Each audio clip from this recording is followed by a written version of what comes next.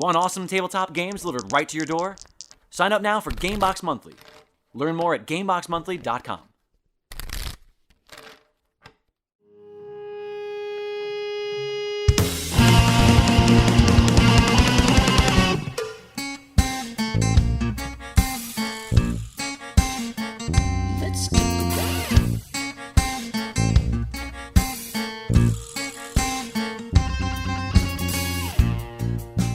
Hello and welcome to Elaborate. I am your host, Jake Lloyd. Before I do anything, I have to thank everybody who took the time to reach out to me after last week's episode, after I spoke a little bit about the passing of my Aunt Catherine. People wrote with incredible words of love and support, as well as stories of their own. Just the amount of empathy, sympathy, and love, I so appreciate it. I cannot thank you enough. Sincerely. This week, I have the pleasure of sitting down with an incredible human being. He's an actor, an improviser, and a sketch comedian. Getting a chance to talk today with Justin Baker. Hey, Justin. Hey, Jake. I like that intro music. Yeah, that's fun. You like my awkward theme? Yeah, we wanted the intro to sort of really represent who I am, and that is that it starts kind of really aggressive and abrasive, but then it kind of just turns into this awkward wuss. You know, that's No, that's that. Whenever I describe you to people, that's exactly what I say. Yeah, like he's really I'm aggro. like, oh, my buddy Jake. Yeah, he's gonna come across a little aggro, but trust me, you could blow him over. Like that's. It's really sort of accurate. A good friend of mine once said that Jake is the guy who you assume hates you, but is the only guy who shows up to help you move. I like that. Yeah, you and I, we don't go back very far. We're fairly new acquaintances. Yeah. We got together for a lunch a couple weeks back, or a month ago. Mm-hmm. And at that lunch, we sat down and we figured out that we are the same person. Yeah. We have a lot of strong similarities between the two of us. Yeah, we have all of the same emotional issues. We're broken in all the same ways. Yeah. We're both people who have had women dictate moves and sort of directions we've gone in.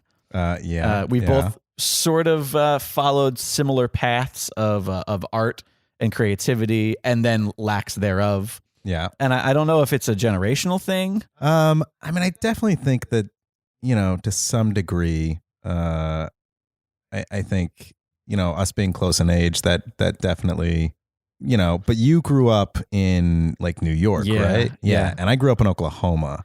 And it's like, one of the weird things about that is like, so like when I watch stand-up comedians talk who are like 10 years older than me, Right. They'll do bits about growing up. And it's always bits that I relate to. Oh, right on. And it's because I think Oklahoma's Oklahoma 10 is years kind of like behind. 10 years behind. It's like it's in its own bubble, Right, yeah. So like, when I first moved out to Los Angeles, I was 23 and I was not married. I did not have children.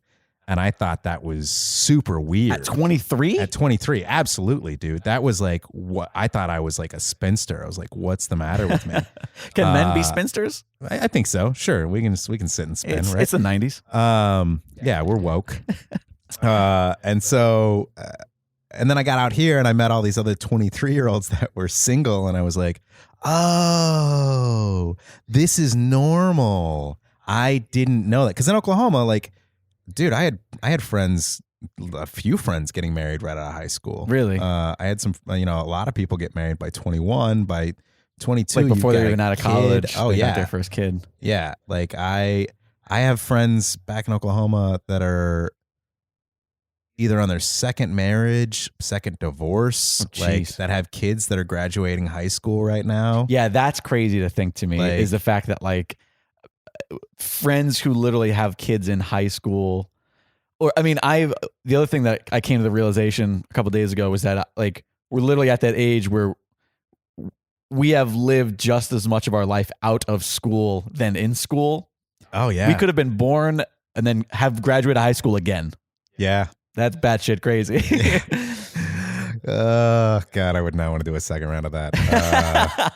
But yeah. Is there any part of you, I feel like this is a big LA thing, and I try to not be this person, specifically when I think about family and friends from back home. Sure. Because here's the thing, Long Island people say like, oh, you're from New York. And I think everybody in the world thinks that all of New York is Manhattan. Do you know? Like, oh yeah, I'm sure. Like, you're not all on the island together? Well, that's the thing is like, in the city, you all live in skyscrapers. Yeah, exactly. Yeah. And you all walk your tiny dogs that poop on the street. I'm walking here. Hey. All New York is a series of people just about to get hit by cars. Yeah.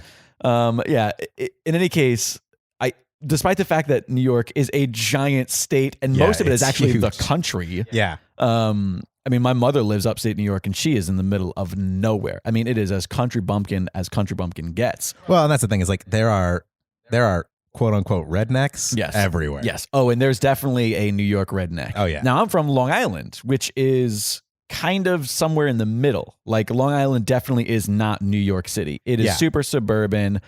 It is still kind of small townish in the sense that everybody knows everybody. The difference is everybody's like Italian or Jewish or it's sort of this sectionalized. Yeah, but it's sort of this amalgamation of the city and the country, you know? So with that said, I got way off track here. What the whole point I was trying to make was I try not to be too critical of that like small town. Like, oh, you got married when you were 20. You haven't moved. Oh yeah, no, I definitely don't hometown. judge any of those people. Like, I'm like, that's no, man. See, you're better than I am. I think like that's their life. Anybody who has a life choice, I'm like, cool, that's your life choice. That's what you decided to do. In fact, I honestly, and I have this conversation all the time with like actors that want to come out here. I'm like, if I could change your mind, I will. Right. Because I do not wish this life on anyone. I don't. Yeah. And it's like the first thing I always ask is I'm like, is there anything else you're good at or want to do? Like, if so, go do that. Right. What's your plan B? Yeah, exactly. Make that like your plan Mamet wrote, he had a book, I think it was called, what was it? Was it True and False? Something like that. In the book, he talks, and first of all, Mamet hates actors, so it's so funny that he's, has a school for teaching, but he's all about the writer, and it's like the actor's job is to get up, do my words, and that's it. But he writes in the book, one of the things he says is the best advice you could ever give to an actor is to have something to fall back on. That way, when the going gets tough, they'll fall back on it. Right. And so that's why I got a BFA in theater. Right. Like I always knew that acting was my thing, right. And I'm in it for the long haul. I as soon as if we get through that part of the conversation and they're still like, this is what I want to do, I go, awesome, right? I will help you in any way I can.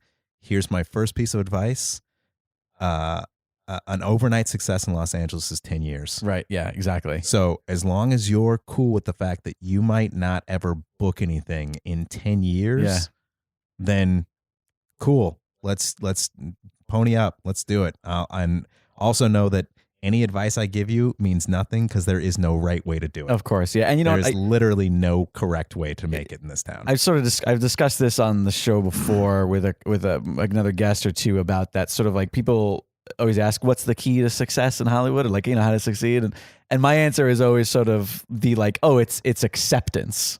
It's sort of like a stage of grief. Like you have to, you have to take one day at a time and you have to accept the fact that there's a possibility that this is your life forever. That what you're doing today is what you do every day for the rest of your life. And that's just it. And it's so depressing, but it's also kind of empowering. It's freeing. Both. It is. Like, because I'm definitely, of the mindset that like I'm in it for the long haul. Like I might not make my big break until I'm 40, 50, 60. I might not ever. Yeah, of course. As long as I can make enough money doing the things I do to survive in this town, I'll stay out here. Right. I remember I was doing temp work at one point and just hating my life. And my mom called me, and I love her. God bless her. Like, both of my parents have been very supportive for the most part. Right. But I know it's really hard for my mom, especially because, and we might discuss that, but I've got a couple of chronic illnesses. Right, yeah. So on some level, that's a whole nother thing that I have to add on to the fact that I've chosen this life that's already miserable for anyone. Of course. And then you just throw on chronic pain on top of that. And it's like, okay, how do I get out of bed every day? Right. And my mom was like, so when are you going to stop doing this? And I was like, okay, Mom, I'm going to tell you this once, and I just want you to listen and just, hear me out. I think I'm probably going to do this for another 5 years. Right. And then at that point, I'll probably do it for like 10 more years after that. And then I think I'm probably going to do it for a couple of years here, and then maybe another 5. And then probably like another 20 after that. I was like, this is it, Mom. Yeah. Like, this is what I chose. And I don't envy you. And I'm so sorry that I caused you worry and pain Right. because I love you. And I know you only want what's best for me.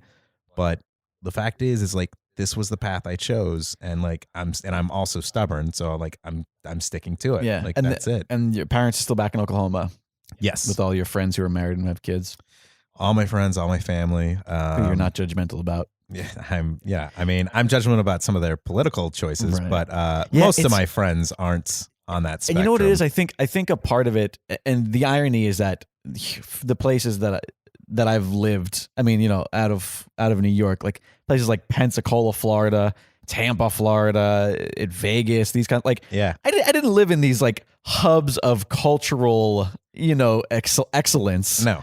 Yet I still think when I think of people who like have spent their entire lives within, 1 square mile of where they grew up. But some of that, I'm always like, oh, how could you must be so uncultured. Like I'm such a hypocrite. Yeah, But- seriously. But I mean, on top of that, like there is something that is envious about that too. Like I know, like, especially like when I first moved out here, I started doing background work. I would get messages from friends back home that are like, "Oh my God, that's amazing." Yeah, I'm right. like, no, it's not. No, it was miserable. It's I a almost day killed job. myself that like I day. did this for 3 years. I did non-union background for a year and a half of my life. I did like that too. every single day. Yeah, me too. Like it was not pleasant, but I did it. And it's funny because like they envy that. And then at the same time, like I have lots of friends. And if any of them listen to this, like I love you all. Like they're amazing. Like really, I am super blessed to have as many friends as I Except do. for you, Dave. You know what you did. Yeah, you know what you did. But the problem is like I don't have like a core friend group that I see. Like, like there are people who go to the bar together every Right. weekend in these small towns. Like you can call up that guy whenever you want and he'll come over and you guys have poker night. Yeah. You guys have whatever. And part of that is also, part of that's up to my lifestyle, like, and my disease Yeah. to some degree. And like, we talked a little bit about this when we went out to eat the other week, which Yeah. was that like you and I both feel like we are on outer rims of a variety of circles of Yeah. people. Yeah. And it's that whole thing of like we want that movie friendship. We want that Yes. TV show friendship. We want to all show Yeah. you want those people that like you could just show up at the bar at the same time at the exact same booth every single day to talk about what's Absolutely. going on in your life. Yeah. And simultaneously there's probably some reality to the fact that maybe that just doesn't exist. Maybe the people that we think, maybe the people we think have it don't actually Exactly. have it. which is I could see that, but I do see a lot of those people like hanging out on Yeah. a regular basis, and so then And- I think, all right, well maybe they and do have were that. you that way in school? Because I also felt that way even in school. So I when I was a had like kid? growing up, like I was a very depressed little kid. Yeah. Like all the way up until like 5th or 6th grade, I was contemplating suicide. I used to do this thing where like I would bang my head into the wall. Like it was just I was miserable. Like drywall, hopefully at least. No, just whatever. I mean, it was like a back, like not like I'm slamming my head into the wall. It would be like I would just kind of rock my head back into a wall and just kind of like, Were you just trying to hurt yourself? I don't know. I was it still like like I've acting also out? heard somebody else was telling me, I was talking to somebody about this recently, that some people with high empathy who have like too much energy or too much like they're Right. absorbing too much and they can't necessarily, I think maybe along the lines of like the spectrum maybe somewhere, Gotcha. because I think we're all on it somewhere. Right. That could have been some of it. So it's just like I had to release something, and that's the way I found Wow. to release. Was there a part of it that was like, did that garnish you attention? Probably. I probably got some attention from that, and I mean that's literally what saved my life was I found comedy, Right. Yeah. like that, because I know I was, and this was luckily this was before my illnesses were even right. like shoved onto me, but like I found comedy, and like that was the thing, is like I became the funny guy, and so I had like 2 really good friends all through like middle school into high school. And we went over to each other's houses all the time. We walked from school together.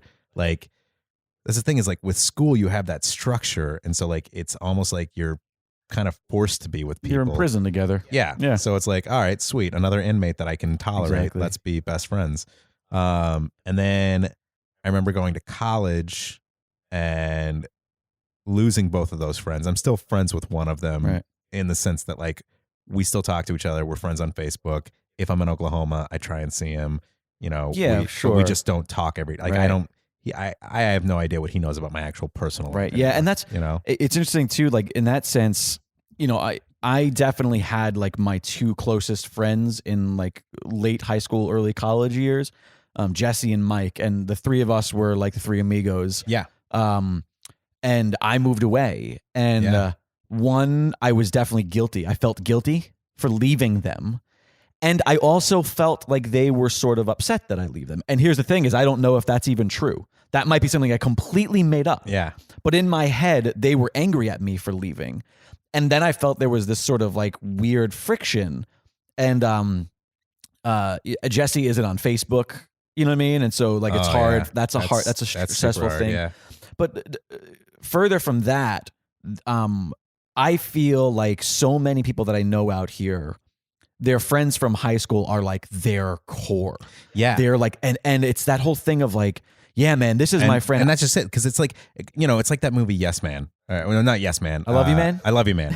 It, you know, Right. it's exactly like that. I Right. mean, because as we get older, like me and you, we connected, Right, yeah. and we clicked immediately. Yeah. If we had met in high school, I guarantee you, we would be best friends. Right, Eventually. yeah, Like exactly, that's yeah. not even a question. Right, yeah, of course. Same thing. I connected with another friend recently who was a friend of mine, this guy named Chad, and like again, boom, Right. connected, like sync. We're so compatible with each other, but like living our lives now and trying to survive in Los Angeles and foster relationships Of course. from people who are also trying to live their lives and survive in Los Angeles and do their thing.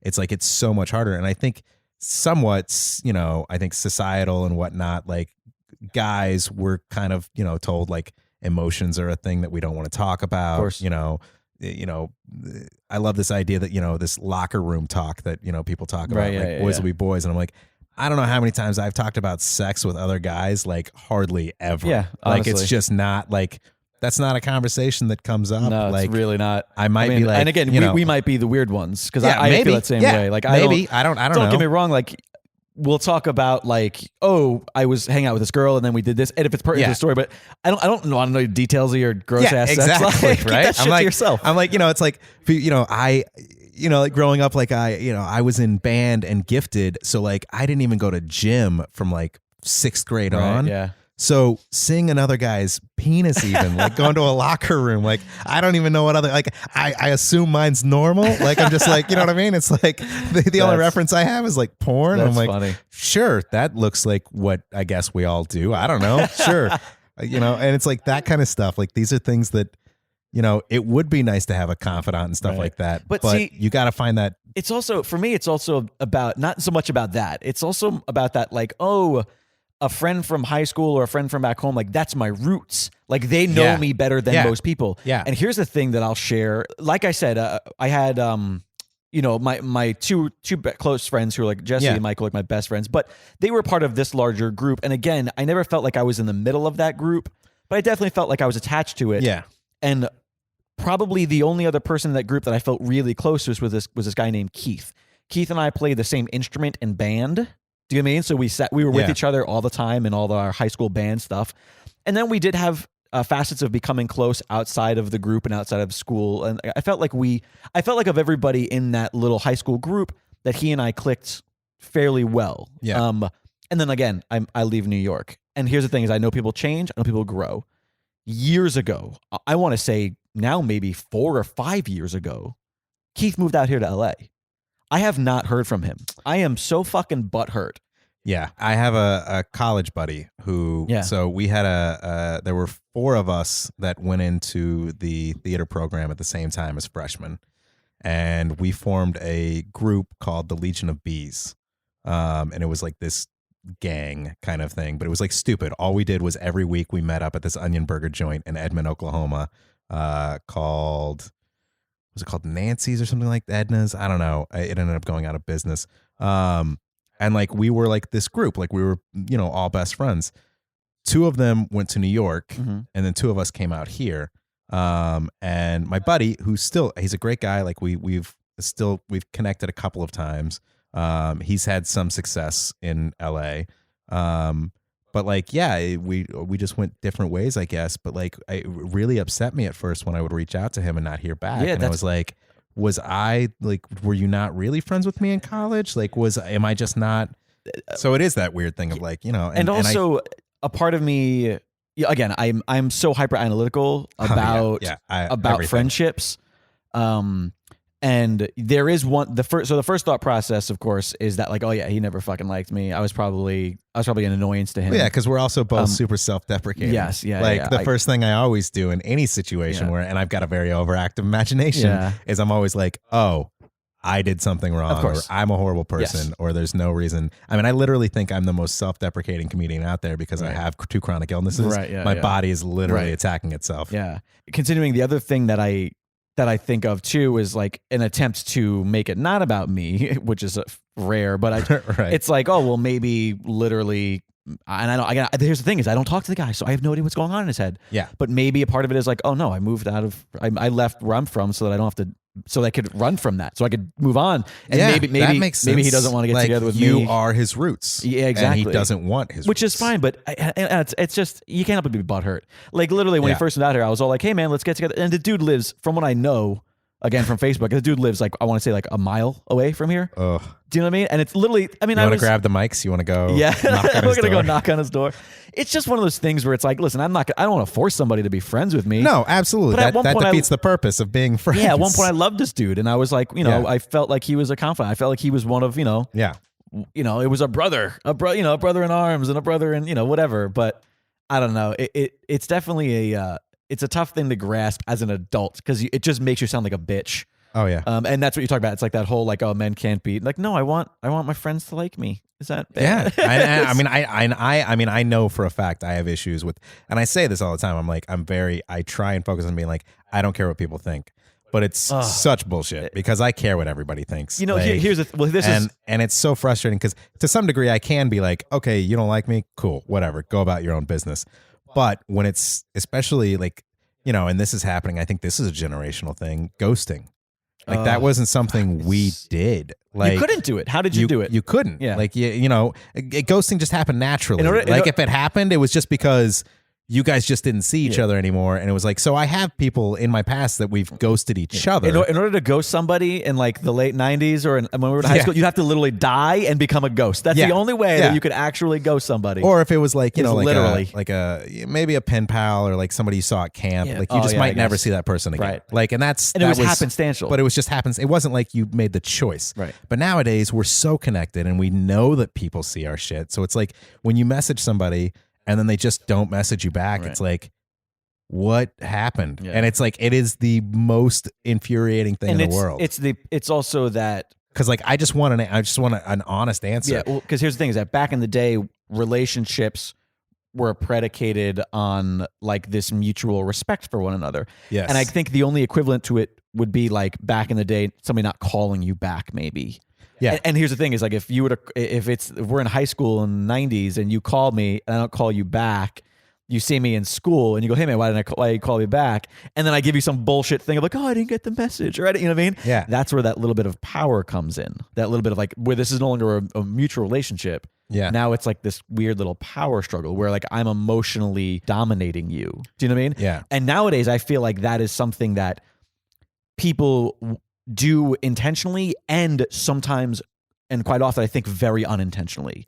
I think there's tons of times where it's just easy to not respond to somebody when you're doing another thing, or it's kind of out of sight, out of mind. Oh, for sure. And it's not that they want to be an asshole. It's that literally, it's just I didn't do it. You know what I mean? And people are lazy. Like at one point I had to have a conversation with my brother where I was like, he wouldn't respond to me for a while, and he'd be like, I'm busy, and I'm like, look, that excuse doesn't work because all of us are busy. It's true. All of us are doing shit 24/7, and we have a pocket computer at our fingertips 24/7. I don't need you to text me, hey man, how are you doing? Here's what's happening in my life. You know what happened last week? I don't need that. Right. I literally need, gotcha, busy. Right. Boom. That alone would be enough for me to go, I probably won't contact you again for another week. Right. Maybe 2, maybe 3. I'd be like, they're busy. Cool. I know they're busy. They've acknowledged that I've reached out to them, and they've had the decent courtesy to be like, hey, I can't talk. Right. And Yeah. I think that just doesn't happen And a along lot. those lines too, you're not familiar with this. The people listening are. I lost my aunt last week.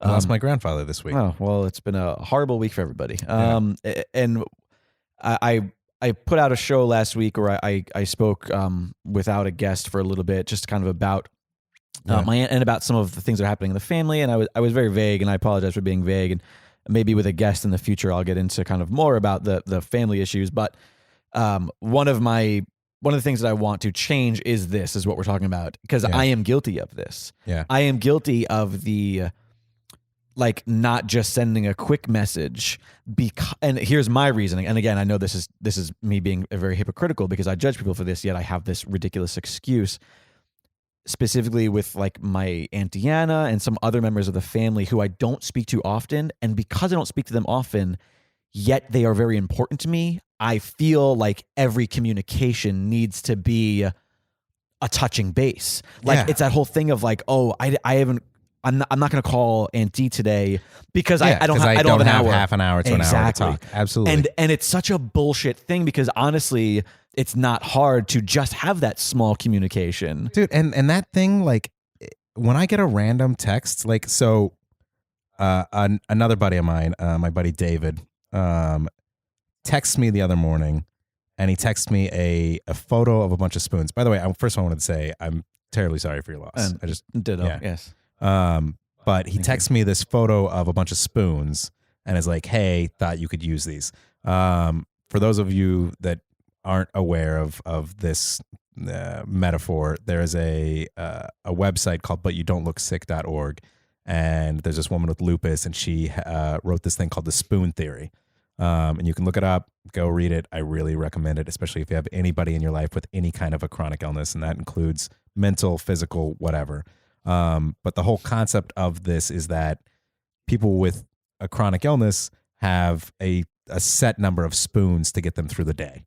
And people without typically have like an infinite amount of spoons. And so it represents energy and like why a lot of times I will flake out on friends on their parties and stuff that I get invited to because I'll go work all day. You're out of spoons. And when I come home, I'm out of spoons. And it's a way for me to convey that to people, to be like, hey, Sweet. I can't today. Right. Like, I'm sorry, but my body just won't do it.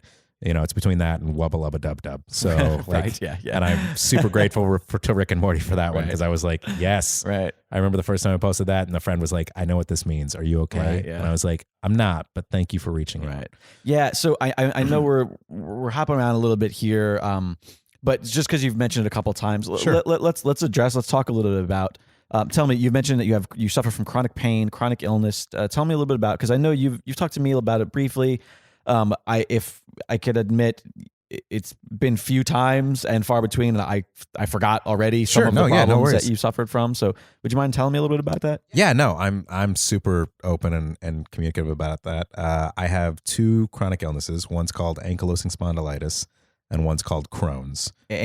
What's the ankylosing spondylitis? It's AS for short. A disease that more people are recognizable with would be rheumatoid arthritis. Oh, okay. They have a lot of similarities. Okay. And more people know Crohn's. So like, I was diagnosed when I was 16. Wow. I was misdiagnosed at first. I was having really bad hip pain in my left hip. At 16. At 16. And so we went to the doctor, and they noticed that the cartilage was deteriorating in my left hip. And so they started giving me steroid injections in my left hip, which were, I mean, the needle was like an arm's length. Like it was very large. Yeah. And he held his hands up, and he made me imagine a needle that was roughly the size of a football. Yeah, about that long. Because it's got to go all the way in through the muscle and everything like that. And so like that was called chondrolysis, I believe. It just means destruction of the cartilage. And then that summer, after starting those, I had a situation where like my ankle swelled up, and then I got what's called iritis in my left eye, which is inflammation of the iris. That's the technical whatever. And basically it kind of looks like pink eye. Okay. So like I was going to the doctor for pink eye, and they were giving me pink eye meds, and it wasn't fixing the problem. And instead of itching, it burns. Right. Like it's a physical pain. Every time like your eye tries to refocus, it's like a searing pain. And I don't know if you realize this or not, but your eye is literally constantly refocusing all the time. Obviously this is a complete, not even remotely close to any of this, but I suffer from ocular migraines quite a bit. Okay. And it's fucking horrifying, one, because every time it happens, I'm like, well, this is it. I'm blind today. I'm going blind. And it is, I totally get that of like, we take our eyes for granted. Oh my gosh, take your eyes for granted. Amazing. Because eyes are fucking amazing. Yeah. I mean, we're both photographers. Yeah. Like the things, I try to explain to people, like taking a photo of the moon. Right. And how like what we see is not capable of being captured by a camera. It's insane. Like, when you see a photo of like the Taj Mahal and a giant moon next to it, those are two different photos that have been imposed on each other. Right. Because that's the only possible way to shoot that perspective. Yep, of course. But our eyes can just see it, which is insane. Yeah. So I'm sorry. So I got iritis. So we went back to the doctor and he was like, you know what? These are a couple of symptoms that lead me to think it's something else. We're going to do a test. There's a genetic marker that they have found appears in people with rheumatoid arthritis and ankylosing spondylitis and whatnot. So I tested positive for that. Okay. Nobody else in my family has any of this stuff that we know of. And that's another thing is like, we talk about emotions and whatnot, like being a guy raised in Oklahoma, like you're taught, get up, walk it off. Like period. Like no matter what it is. Stop being a pussy. Yeah. So there might have been something further back in my family, but nobody got tested for it or admitted to it because it was, whatever. But in my immediate family, nobody has any of this. And so that's when they diagnosed me with ankylosing spondylitis, put me on meds. I went through a whole bunch of fun meds that caused me to get sick every Monday when I would take it. I stopped taking it psychosomatically. I still threw up for the next 2 Mondays because it was Are you in high school through all of this, like going to school? Yeah, that's high school. Yeah, I didn't leave school. Like So this is like you doing this, and then you're hitting classes. Yeah, and you're dealing with this while dealing with hormones, girls, yeah, bullies. I mean, I got beat up a lot. Like it's just funny because like it's a whole different pain on top of your pain. So it's like whatever. Jeez. So I had a med that made me sick. I stopped taking it. It's called methotrexate. It's basically a chemo drug. Okay. They found that in high doses, they use it for cancer. In small doses, that it helps with arthritis. Okay. But it was making me like really ill. Like I was throwing up. So I stopped taking it because I was like, I'd rather be in pain. Like, it's funny, like the choices you make in life. It's like be in pain or throw up. And I was like, this is all still for hip and eye. Yeah. So at this point, the eye, so like I said, I was doing this pink eye medication, finally go to a doctor because my mom is freaking out and she calls the hospital. And so we have I think a second cousin who's an eye doctor. So we go see him. He looks at it and immediately is like, oh no, this is iritis. Here's some steroid drops. Take these. Within 30 minutes, it was gone. Oh it my was God. Amazing. And I was like, oh, you're like Jesus. Like, and so that went away. And so, but then I still had the hip pain. So I'm taking medication for that. The next meds I start taking, I'm not, and this is another problem. I'm not good about schedule, like in life. Okay. Like routine is not my forte, and I mean that's because of the life I chose. I've been freelance for 5 years. Like even through college, I picked classes that were like the only thing I scheduled every day was a nap. I like did not have a class at 2:00 so I could take a nap. Yeah, I mean I'm the same way. But so like, taking a medication on a regular basis was tough for me. And even growing, and like what's funny is growing up, I couldn't swallow a Tylenol. Like I could not do it like when I was a kid. And now you could literally hand me a multivitamin pack with like the horse pills. Oh, jeez. And not Just give me down water. the gullet. And I could swallow the whole thing without water. Like it's just, and somebody please take that and make some kind of a clip out of that. That's what she said. So yeah, so I was taking these pills, but I wasn't taking them super regularly. So a fun thing happened while I was in college. I found out I was allergic to this medication. Oh, Jesus. And how long have you been taking it at this point? For a minute. I want to say I'd probably been taking it for like 2 6 years? months to a year. Like a year. Yeah, not super long, but it's long enough that I should have had a reaction sooner. And I don't know if maybe things just changed in my body or whatever, but I was on the costume. I was on the wardrobe department for an all-female cast at our school, and it was like Tina China. Was that right? Tina China Cup. That sounds right. Sure. No idea. And so I was backstage, working on some costume stuff, And all of a sudden I broke out in this like full body rash and I started to have problems breathing. So they took me to the ER, shot me up with Benadryl. Next night, everything's fine. We don't know what caused it yet. So I take my meds again. It's crazy that it took this long for you to have a reaction. Yeah. So next night I take my meds again. Do you think it's something that happened over time? Do you think that could have been? That you weren't allergic to it to start with? I think I could have built up, an intolerance. Right. I don't know. But the next night it happened again, and then they had to shoot me up with Benadryl and epinephrine, which is a wicked combo. Like your body doesn't want to do anything, but your brain is like going a million miles a minute. Sounds horrible. Yeah, it's. I was up. You remember that the old Nokia phones, the flip phones, or the little the green ones, the brick ones. Yeah. Remember the game Snake? Of course, that was on there where you eat the apples or whatever. I think my high score up to this point was like somewhere in the 150 range or whatever. Like you have the highest score because it was all you could do. Oh, dude. And so that night, I remember just sitting in the hospital bed and it was like the snake wasn't moving, man. I was like, I literally could control it. I think I got up to like 1,000 something. I was just like nonstop. It was insane. And then I went home and got in like 6 AOL chat rooms and was like, just typing away. And I was like, I have to go to bed. I have class tomorrow. So yeah, it was a long night. So I stopped taking that. The next med I got on, ended up getting, recalled by the FDA. And so that med was taken away from me. So I've not had the best success with meds. For a little while, I was on a couple of injectables, which meant I had to give myself a shot like once a week. And those have gotten better over time. And so this is now through high school, through college, still for the hip, primarily more than anything else. Yes, more than anything else, it's mainly the hips. And at this point, are you diagnosed with what you have, Crohn's and everything yet? No, okay, just AS. At this point, I'm diagnosed with AS. I say hips, like that's where it's the worst, but like I can feel it in my back. Sometimes I feel it in my fingers, my toes, my ankles, so wrists. It's essentially joint. It's a joint issue. Joints, more yes, than anything. Yeah. So we get to college. In college at this point, other than the fact that I have a chronic illness, like I've never broken anything, right? Right. I get to college, I'm doing an improv scene and I dislocate my left knee, like in class. So hilarious. Such a funny scene. Like it was a gibberish scene. And I'm getting up there and I'm doing gibberish and all of a sudden it dislocates and I'm wearing khakis so nobody sees it. What were you doing? Just jumping around like an idiot? No, that's just it. So it was standing there in the scene. It was a hard gust of wind came by and basically, snapped you in half? It was like there was two of us and we were dignitaries from Iceland and we were we were experts on golf ball picker uppers. I was gonna say I'm surprised that you remember all these details, but I guess if I would have, if you dislocate your knee, it's one of the most memorable improv scenes of my life. So somebody's like translating and all of a sudden they're like, "What's the furthest you've gone to get a golf ball?" And I was like, and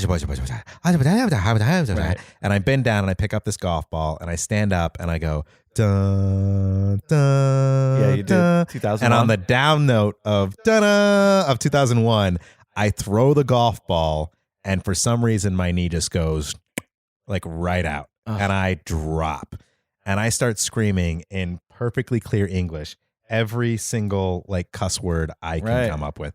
And everybody's just kind of like looking at me like, this is a weird bit. That's a weird bit. That doesn't even make any sense with the scene. And I'm like, first of all, I'm a little hurt. This is because not I'm yes like, anding. guys, I'm a little bit better at this than you're giving me credit for right now. But finally somebody's like, I think he's hurt. And I was like tapping my nose because I was like, how do I signal? Like, and they're like, oh my God, yeah. And they came over and ended up taking me to the hospital down the street. And I remember the nurse, like, just this will play into my next story.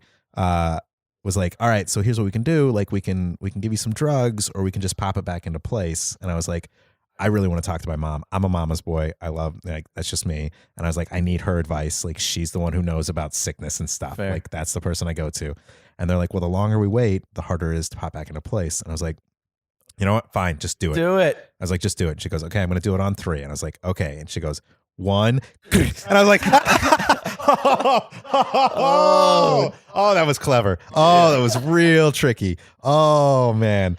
Yeah, and it hurt, but it felt better. And so yeah, it's one of those things where it hurts incredibly and then feels amazing right after. So had to deal with that. I was in a brace for a little bit and had to have that healed. And so the following year, And so, to the people in my college, like I am like known as like the breakable kid because of all this stuff. You're like Mr. Glass from I am Unbreakable. absolutely Mr. Glass. Like that is my character. So the next year, I'm rollerblading. It's my second day on rollerblades. I am I don't out. know why I love the idea It's the best. of you like, you know what I need right now? I need to take up a new hobby. Rollerblading. At this point, I'm still diving into bushes to like stop myself. Also, years, putting the years in perspective, you're way late to rollerblading. Oh yeah. This is what, early 2000s? This is 2021. Yeah. So this has got to be 2001, 2002. Yeah, rollerblading was not cool in the 90s. All right? Remember Oklahoma? Right. 10 years behind. Oh, that's right. Rollerblading's still cool. All comes around full circle. So that's called a callback, folks. So I'm rollerblading. Or it's just called reality. Yeah. And then there's this guy, Will, who is also in the cast of this. I'm doing Taming of the Shrew, Shakespeare in the Park. Right. And we decided to go rollerblading about an hour before the show. Real brilliant. He has me follow him down this hill. And I do. And I get to the bottom of the hill and I'm like, I make it. And I'm like, wow, that was amazing. Like, I'm afraid of heights. Like, that was huge. And then I guess I hit some gravel. So, like, I start tap dancing on these rollerblades. Oh, you dummy. And I fall back and I try and catch myself and I break my wrist. And to the point that, like, it pops up. Like it's still in the skin, but, like, it's out of place. And I'm like, oh, my God. And I'm freaking out. And I tell Will he needs to go get people. And he's like, no, just going to walk it off. And I'm like, walk it off? Oh, dude, it gets better. And he's like, just come on. And part of me is like, maybe he didn't realize how hurt I was. I think maybe he was worried that he was going to get in trouble because he was having me rollerblade an hour before, but it was, it was my decision. I followed him. Also, you're 21, 22. Yeah. We're all grown-ups now. Exactly. I think this is, I might be 20 at this point, but close enough. I'm over 18, so I'm legal. So he's talking to me and he's like, no, we got to go back up to the hill. And I look down at my wrist and this thought pops into my head about how the nurse you're going to pop it back just in. Popped my knee I do back not into like where the place. story's going. So I reach down, I grab my wrist and I push it back into my arm. You're an idiot. Yeah. Oh yeah. And it's brutal. And I get up, we walk back up the hill. Somebody gets an ace bandage, wraps my wrist. We make a sling out of costume pieces. I do 2.5 hours of Shakespeare where every time I come off stage, I have to pace because anytime I start to sit down, I start to pass out. Ugh. So I'm just pacing. I go out and do my lines. Oh my God. I come back and pace. I can't do all of my blocking because I can't carry everything I'm supposed to, but I do the best I can. My parents showed up with a couple of Vicodin from my wisdom teeth being pulled out. I take those. I feel great. Of course. So I go to the cast party. Oh God. I have, and the entire time, like, I just twisted my wrist. Yeah, wrong. I'm fine. Yeah. I have half a beer that does not mix well with the Vicodin. I throw up. I go home. I'm like, I should go home now. So I go home. I go to sleep. And the next morning we go in and we get x-rays and the doctor's like, oh yeah, you shattered it. We had to get 2 pins put in it. I was in a cast for 6 weeks. I had literally, I wonder how much more damage. Oh, how much more damage I did to it? Absolutely. I'm sure. Like it's a bunch of tiny bones. Like I crunched them. Yeah, like I felt it crunch in my hand. Not quite as bad, but I have kind of a similar story in the sense where making my feature film, it was this baseball movie, and there was one day where we were literally doing pickup shots for this one specific scene. Yeah, and we would all go out to the field, and we had to wait for the sun to move. So we're not even rolling, we're not even shooting, we're just waiting to shoot.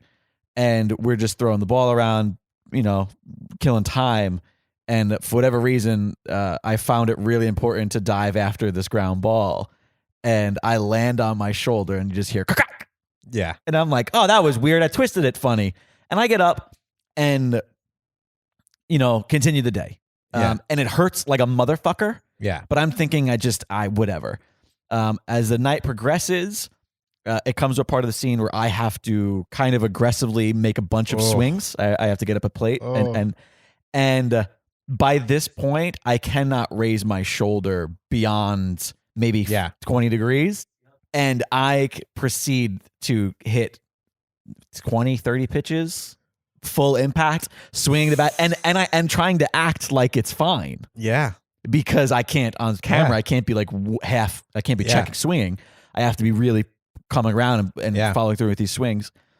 As we're driving home, it dawns on me that I can't move at all. Oh yeah. I had to have my buddy Matt come and literally undress me. He had to take my shirt off when I got. Found out, of course, later that I separated my shoulder and fractured my collarbone. And here's the thing: is there's a good chance that I only did one of the two when I fell. Yeah.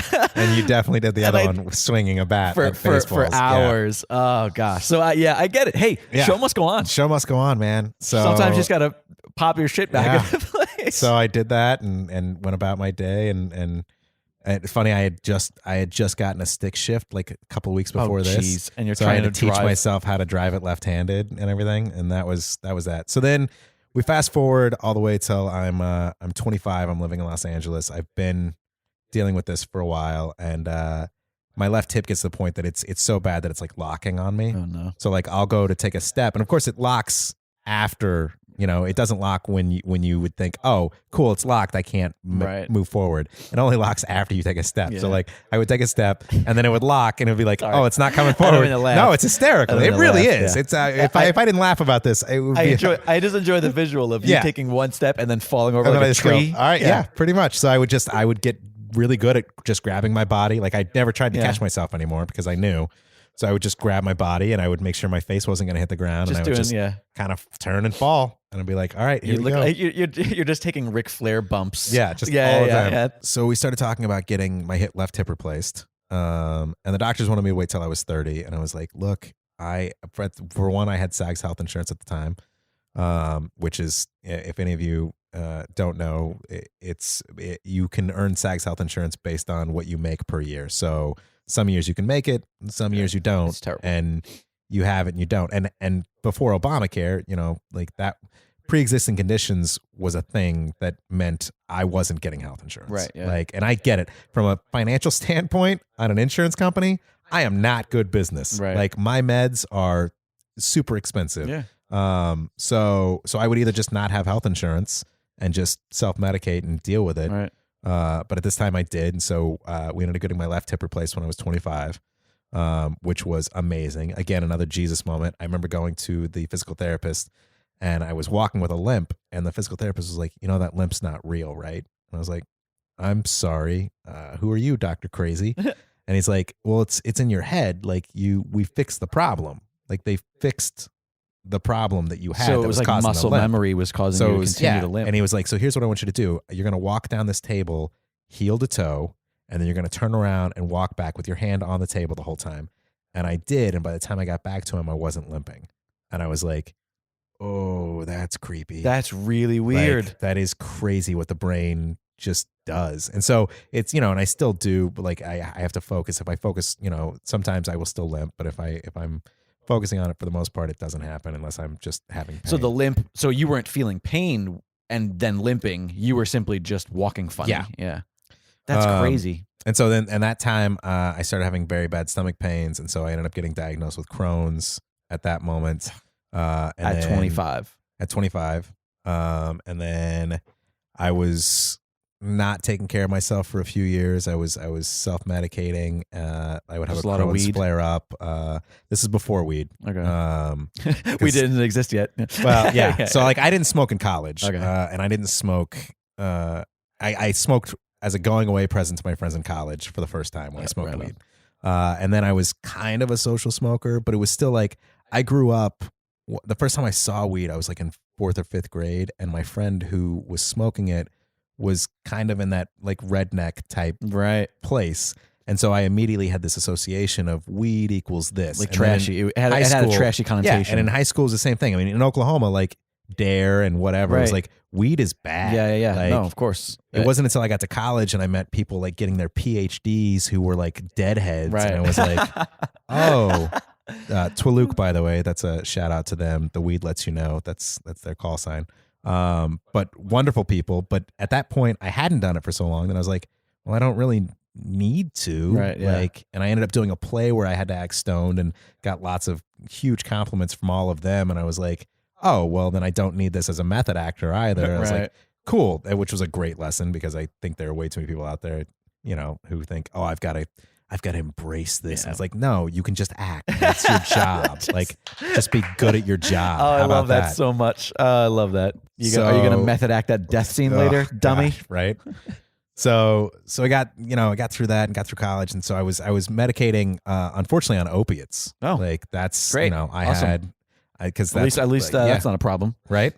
And because that's what was prescribed. I could easily go into with my conditions. I had no problems walking to a doctor's office and being like, hey, I need this. I need Vicodin. Right. I need codeine. I've taken Demerol, Versed, codeine, hydrocodone, Loratabs, Percocets, Vicodin extra strength, like all the Tylenols and ibuprofens. At one point, I was popping like 5 ibuprofens, every few hours just to get through the day, which was horrible for me. But I didn't know any better, of course. And it was bad choices. And so what happened was, at one point I was in a show, and it was tech week of this show, and I had a Crohn's flare up in the morning. And normally what I would do is I would pop a Vicodin and I would go to sleep. And then I would If I could stop you really quick, Sure. what does a Crohn's flare up feel like, and what is it actually doing to you? So the closest thing I can think of is that it's got to be in some realm of like, because I will never know, but like what cramps feel like for women on strong periods. Okay. Like that's what I think. To me, it was like, that moment, when your stomach growls. Yeah. Okay. That moment right before it tumbles over, Right. where it kind of pinches up a little and then it releases and you feel good. Right. Get rid of the release. Gotcha. So it just pinches up. And so it's very targeted. Pretty much. Yeah. Like I could feel like a bubble in my stomach. Like I could touch it. Yeah. Like it would be hard. And if I could press it just right, it's almost like it's kind of like a bad case of gas. Right. Okay. But like it won't let go. Right. And in fact, there were times when I'd be like, is it gas? Right. I don't know. You're just hopefully I'm like getting to a position where like maybe this will go away. Right. Yeah. And that's how now granted, there are a lot of symptoms when it comes to these diseases. And another thing about these chronic illnesses is that what affects me, how I react, what medications work, these are all different for every single person who has this disease, because it's a genetic disease. So like my genetic makeup automatically makes these are my diseases. Gotcha. Like nobody else will necessarily go through the exact same things I've gone through. So what was happening with me, unbeknownst to me at this time, was I was getting some blockages in my lower intestine. So nutrients and food and stuff weren't making their way through my system. Okay. And so, like I said, if I had a flare up, I would pop a Vicodin, go to sleep. I'd wake up feeling fine. Right. Or if a Vicodin didn't work, this is even worse, and I'm not afraid to admit it, but I would take a bottle of NyQuil and I would just chug NyQuil because I knew NyQuil would knock me out. So I was doing this, and I had this tech rehearsal, and I also had an audition that day, and I knew I could not do either of those doped up on Vicodin. So I go to the rehearsal, I get through it. I'm hurting, I'm not feeling great, but I'm like, fine. I go to the audition. I'm in the waiting room for the audition, and all of a sudden I start feeling what would happen is, and this had happened more than once before this, but if the pain got too much, it would cause me to throw up. Because my body was like, hey, you're in pain. What can we do to fix this? Let's just get rid of this that's in your stomach. Maybe that'll help. So I go into the bathroom and I throw up blood. And I did some research as soon as I did this. There's 2 types of blood you can throw up. There's like the bright red stuff, which is very bad. And then there's like more of like a coffee grind looking thing. It's like dark, but it's like gross, but okay. Yeah, it's gross. But that could be from ulcers, anything. It's been in your system for a little bit. Okay. So I do this. I go to the audition, nail it, got a call back. Jerk. I go out to my car, and I just have to sit there for like 15 to 20 minutes because I'm in so much pain I can't drive. I finally get up the energy to get home. I get home, and I'm just throwing up. Like every half hour, I'll pass out, I'll wake up, I'll throw up, pass out, wake up, throw up. My roommates are freaking out. They want to take me to the hospital. I currently don't have health insurance. So I'm like, no, I'm not going to the hospital. And they're like, Justin, we need to take you to the hospital. I'm like, I'm not going. I would rather die than be in debt. Like that's literally the fear. Like one of these is a greater fear for me. Death is not something I fear. Like I'm not looking for it, but like if it came and knocked on the door tomorrow, I would open the door and be like, all right, man, I've lived a good life. Like I really have. I've met some amazing people. I've done some amazing things. I've been living with a chronic illness for a very long time. I'm tired some days. Like it's just the way it is. Right. But at the same time, I have a dog. I have friends. I have family. I do want to see what else is going to come from this life. So I'm here for as long as it'll let me stick around. But so they end up finding this teaching hospital up in Sylmar called Olive View Medical Center. And they convinced me to go. And so we drive up there. I'm still dry heaving the whole way up there. We get to this ER, find out later, because some friends of mine went there as well once they realized they didn't have health insurance and it was a good ER to go to. You could sit in this ER for 3, 4, 5 hours, like because that's what happens when you don't have health insurance. They just see you when they can see you. They immediately took me back. I didn't know this at the time, so I didn't think anything of it. But they immediately take me to the back. I get sick some more. They admit me overnight. The next morning I wake up and the doctor comes in and he's like, so we're going to have to do emergency surgery on you. And I was like, when? And he's like now. We're prepping you right now. And I'm like, oh, okay. My best friend, Mike, is on his way up to the hospital. And so I call him and I'm like, you have to get here like ASAP. And I give him my phone and I was like, here are the people you need to call. You need to call my director. First and foremost, call my director, Ashley, because I am not going to be making the rehearsal. Right. Second, you need to call my work and let them know I'm not coming in. And third, you need to call my parents and let them know what's going on. I put a vague Facebook post out that was just like, hey guys, it's probably not a big deal, but I'm going in for some surgery, could use some positivity and whatnot. Right. I'll see you guys on the other side because I don't know what's going to happen. I don't want to freak anybody out. Hand my phone off to my buddy One Mike. could argue if you don't want to freak anybody out, you didn't make that Facebook post. Yeah, but I would still, I did want, like, in case something did happen, I did want some final words out there. Fair point. And I also did want that positivity. Fair point. Like, all right, fair point. I do believe in the power of whatever out there. So I'll give it to you. Give me some of this. I'll give you that. So I go in and apparently there were 4 blockages. They had to cut out 13 inches from my lower intestine and then sew me back up. And then they stapled me up. And then I go home. I'm in the hospital for a week. No food or water for a week. I'm straight on IV. One of the worst days of my life, and this has happened to me twice now that I've had. There's something called an NG tube, which is a tube. It's like a fat straw that they stick up through your nose and down your throat. Oh, God. And they do it while you're awake. Oh. And then Do not like.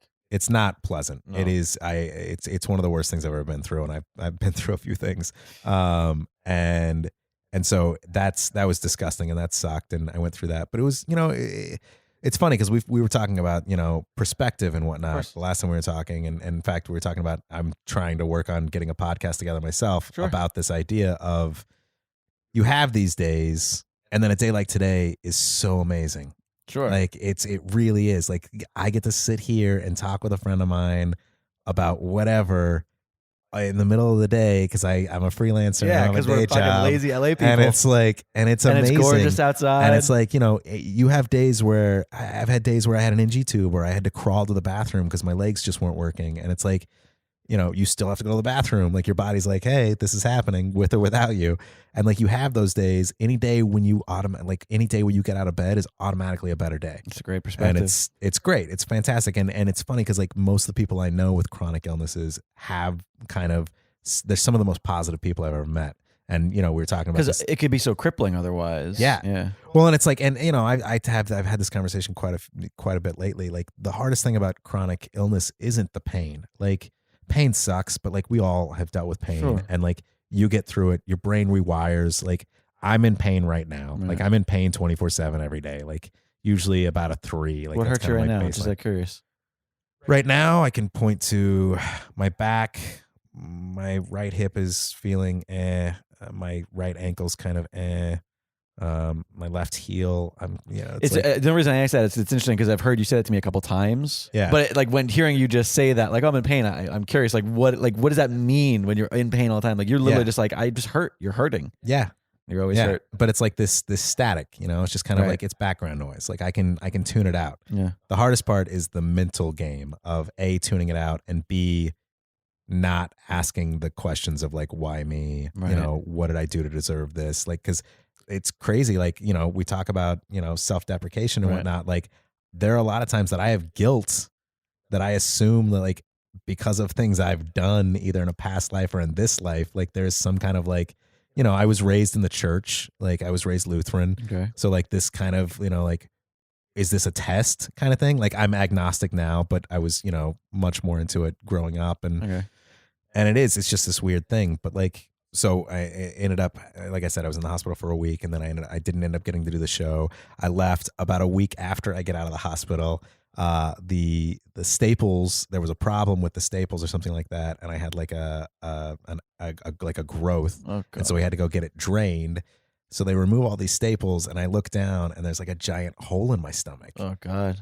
And the doctor comes back, and she's got this stack of gauze and this saline solution, and she hands it to my dad. And I was like, wait, because I'm pretty quick. Hang on a second. I feel like I'm putting pieces together, Pause but button. I could be wrong, right? I must be wrong. Right. Because what I'm sensing right now is that you're about to have me leave this hospital with a giant hole in my stomach. Whereas if I had gotten a giant hole in my stomach, this would be the come here to place I fix would it. come. Yeah. Right? I got a And shotgun wound. yeah, basically. So what happens is like they can't sew you back up or staple you back up because you might get an abscess and it might get infected. So it has to heal from the bottom up. So you have to let the while body, the you have to let the gauze body do its is work. there to keep it clean and sterile, it's also there to kind of keep it open. Oh, jeez. So for 2 months, Sorry to anybody eating right now. yeah, right. As you listen to this. For 2 months, I had to change this dressing on myself while my stomach healed close. So that was insane. And like but I was like doing everyday normal things, and like people be like, you can eat whatever you want, drink. And I'm like, yeah, there's no restrictions. It's not like a cartoon where it just comes right it's out like, your hole. No, yeah. But yeah, so then I got through that, and then, you know, I kept dealing, and that's when I switched over to weed. I got off all opiates. I don't take pills anymore. Because I think that's part of the problem. I think that really eroded a lot of my inside. And I moved over. I got a prescription card, and I started smoking weed. And you figure you were doing pills since you were 15, 16. Oh, yeah. So it was a good 10 years where you were just constantly medicating. Well, and at that point, this was 5 years ago that I had the stomach surgery. Okay. So I was like 30, 31. Oh, yeah. More 15 years. Yeah. Yeah. Wow.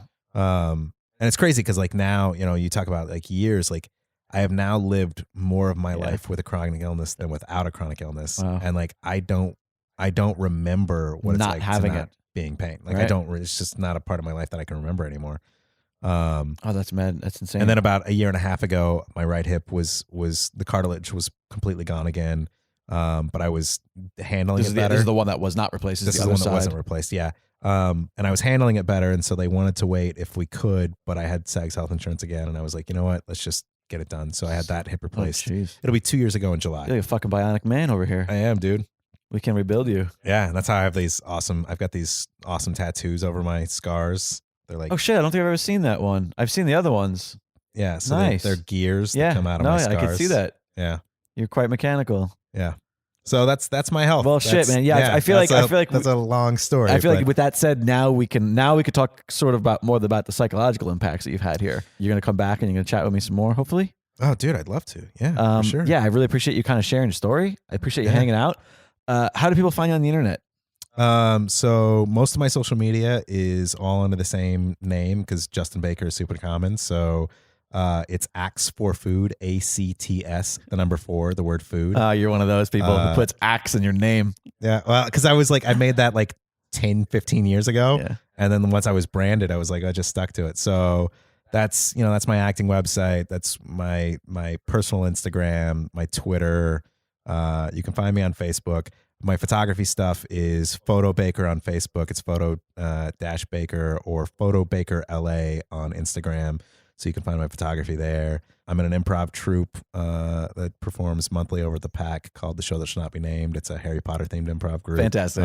So you can come Where check is us that out. That's over at the Pack Theater. Oh, the Pack, right. It's like at the Complex. Yeah, and then I'm just, performing and doing things around town with people. So feel free to find me and friend me. I'm a pretty friendly guy. So Right on. As always, please follow me on Twitter at LiquidJake. If you're listening, I would love it if you engaged. If you have questions for me, questions for Justin or any other guests, Find us online. Use the hashtag #ElaboratePod. And we will be sure to be in touch. I want to try to start creating some more outreach as part of the show. I have not yet made the show any sort of social media because I feel it's redundant. There's no point in following yet another Twitter page or following another Facebook page. So with that said, please follow at It's Dragon Wagon on all social media. And obviously you'll get not just this show, but everything else that's on the Dragon Wagon network. Justin, I'll be your new friend circle. Yeah. I'll be in your friend circle. All right, buddy. Fist bump from the air. Fist bump from the distance. Nice. Once again, thank you so much. And love you, bud. Love you too, sir. Hey guys, I'm sitting down with somebody who you are already wildly familiar with, my bestie, Paul Bianchi. Hey, how's it going, bestie? It's going great, bestie. You have a fantastic show on this very network about something you feel very strongly about. Yeah, it's actually it's literally fantastic because nothing like a good fantasy of Greek mythology. Greek mythology. The show is called Myth Understood. And in that show, I talked to another bestie, Sarah Oliver, about Greek mythology, which she declared that she loved, and she also declared that she never learned anything about. Fantastic. How do we listen to it? Well, you can listen to it on Stitcher and iTunes, and you can also check it out at mythunderstoodpodcast.com.